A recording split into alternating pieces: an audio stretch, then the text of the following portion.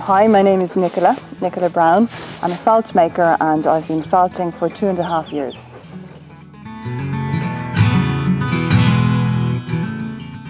Well, traditionally we would have had a very strong linen weaving industry. Flax was grown particularly in the north of Ireland, and so there would have been a strong history of weaving in Ireland, and also the west of Ireland would be very famous for iron jumpers.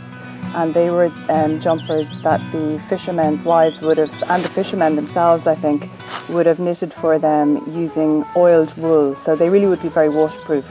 And each of the jumpers would tell a story. The different stitches mean different things. They represent different areas, regions.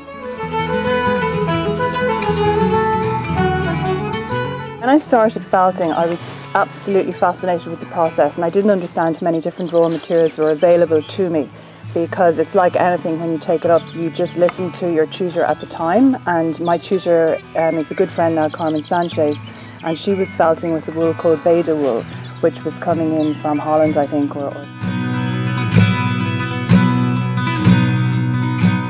I suppose I've clarified, I like my felt very well felted. So I either like strong functional pieces like sculptural pieces. I make handbags that are a crossover between art and function. I like strong sculptural shapes, and I also like very, very soft flowing wearables. So I tend predominantly to do either Nuno felt or particularly sculptural pieces, which would be my biggest love.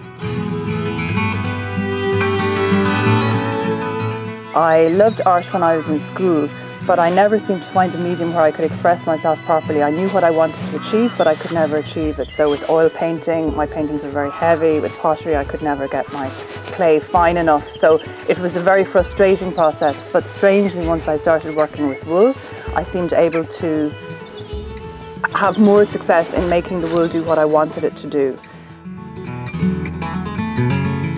This creative outlet prior to felting really was renovating and restoring old houses. I had done several, and I got this property before I started felting, and it hadn't been lived in since 1928. It's about 260 years old.